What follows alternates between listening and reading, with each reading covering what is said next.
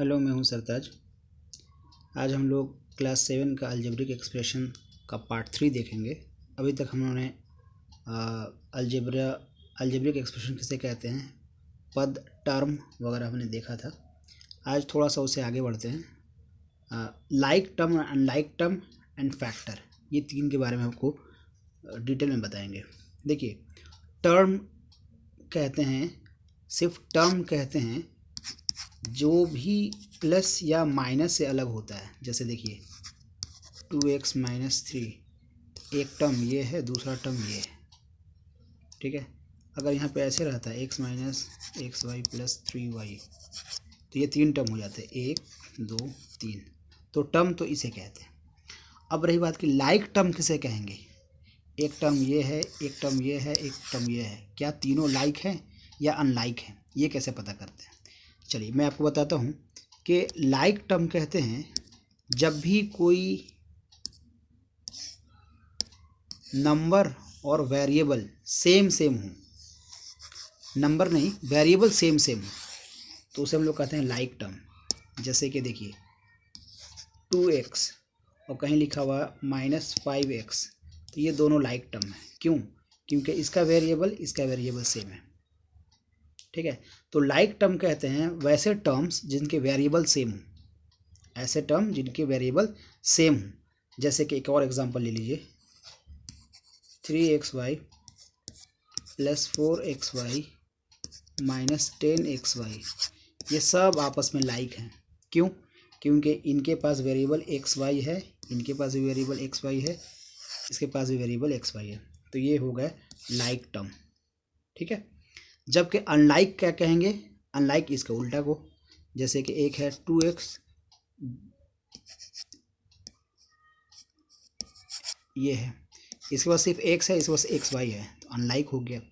या इसके पास 4x है, इसके पास 5y है, ये अनलाइक हो गया। तो नंबर नहीं देखते बल्कि वेरिएबल देखते हैं। अगर वेरिएबल अलग अलग है तो अनलाइक हो गया, अगर वेरिएबल सेम है तो लाइक हो गया, ठीक है। ये बात हो गई। दूसरा ये है कि फैक्टर किसे कहते हैं।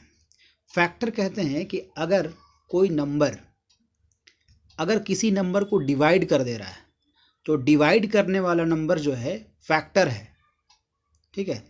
अब इसको ऐसे समझा देते हैं कि अगर एक नंबर रखा हुआ है, थोड़ा सा इसको डिलीट कर लेने दीजिए। अगर कोई नंबर मैंने लिखा 10, ठीक है, तो इसको डिवाइड 2 भी कर देगा, इसको डिवाइड 5 भी कर देगा, इसको डिवाइड 10 भी कर देगा, इसको डिवाइड 1 तो करेगा ही, ठीक है। तो ये सब क्या होगा, ये सब होगा फैक्टर, ठीक है। तो फैक्टर कहते हैं जो किसी को डिवाइड कर देता है। अब देखो कि अलजेब्रिक में कैसे फैक्टर बनता है। सपोज कर लीजिए यहाँ पे लिखा 4x, तो हर का फैक्टर निकालने की कोशिश करेंगे। इसका है, एक हो गया 4, एक हो गया x, इसका फैक्टर भी तो होगा 2, इसका भी फैक्टर होगा 1 और 2। तो ऐसे करते जाएंगे तो ये क्या बन गया आपका, इसको हम फैक्टर ट्री कहते हैं, इसको कहते हैं फैक्टर्स। 4x का फैक्टर क्या है, 4 और x हो गया, ठीक है। तो इसको फैक्टर कहते हैं। अब फैक्टर लिखने में आपको एक चीज़ का ध्यान देना है। जैसे कि आपने लिखा है 4x माइनस 5yz, ठीक है, ठीक है। तो इसका आपको फैक्टर लिखना है, हर पद का फैक्टर लिखना है। क्या कीजिएगा, इसे आप कर दीजिएगा 4x, लेकिन यहाँ पे आपको करना पड़ेगा -5y और z, ये आपका हो गया फैक्टर। इसे हम लोग फैक्टर ट्री भी कहते हैं, है ना।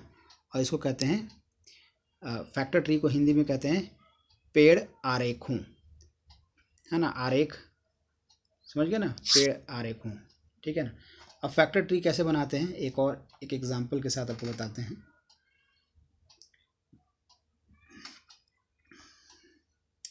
जैसे कि मैंने लिखा 1 plus x plus x square, तो पेड़ आ रहा है, कैसे बनाएंगे देख लीजिए। इसका 1 इंटू 1, इसका हो जाएगा x1, 1 हर का फैक्टर होता है, इसलिए उसमें डरने की ज़रूरत नहीं है। इसे हो गया x और x, क्योंकि अभी पिछले क्लास में आपने पढ़ा है कि दो x मिल करके x पावर 1 x पावर 1 मिल के क्या हो गया x पावर 2। ठीक है, तो ये हो गया फैक्टर ट्री, पेड़ आरेख। ठीक है, चलिए उसी तरह से मैं आपको कुछ काम दे रहा हूँ, फैक्टर ट्री बनाने हैं और बहुत आसान दे रहा हूँ, एक दो मैं खुद भी कर दे रहा हूँ ताकि आपको आसानी हो जाए बनाने में। ठीक है, देखिए y माइनस वाई क्यूब, चलिए इसको भी मैं ही बना देता हूँ। देखिए इसे बना दिया y1 और इसे बना दिया -1 y और एक और y, क्योंकि 3 है ना, तो ये हो गया। ठीक है, -1 y। ठीक है, ये पेड़ आरेख हो गया। उसी तरह से आप कुछ बना के मुझे दिखाइए, बहुत मैं छोटा सा काम दे रहा हूँ। इसको हिंदी में फैक्टर को गुणनखंड कहते हैं, गुणनखंड।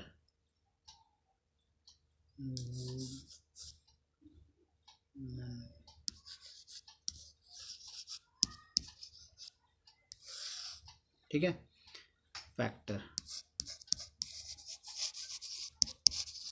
ठीक है, वो आपको बनाना है।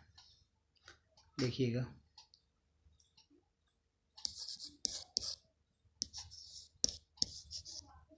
5x y square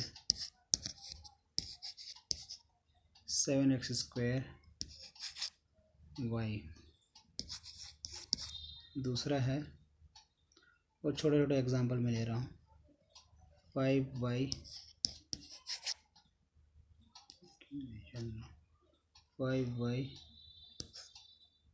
plus 3y square. और तीसरा है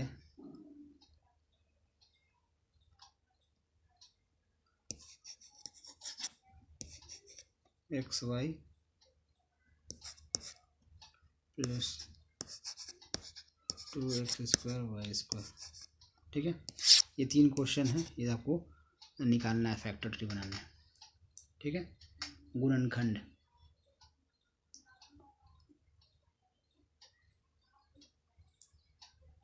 अब देखिए कि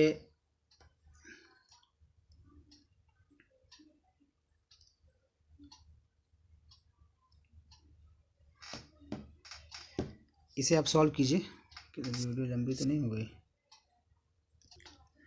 दूसरा क्वेश्चन ये है कि find out the like term. इसके लाइक टर्म जो जो है उसको एक साथ कर देना है। जैसे कि लाइक टर्म आपका ये है, ये है, ये है, इसको एक साथ कर देना है। तो लाइक इसमें जो जो भी है उसको अलग अलग कर देना है। ठीक है, आपको ये काम है। तो ये आपका होमवर्क हो गया है ना, 2 काम है, छोटा छोटा सा काम है, इसे आपको कर लेना है। ये चूँकि टफ चैप्टर है, टफ इन द सेंस ये कि बहुत सब कुछ अगर एक दिन में पढ़ाया जाए तो दिमाग में सब कुछ नहीं आ पाएगा ना, इसलिए हमने बहुत ही छोटा छोटा वीडियो रखा है, क्योंकि एक एक कॉन्सेप्ट एक दिन में एक ही कॉन्सेप्ट को सीखें, ताकि कई दिन में बिल्कुल अच्छे से आप सीख लेंगे। ठीक है, मिलते हैं नेक्स्ट वीडियो में, तब तक के लिए थैंक यू।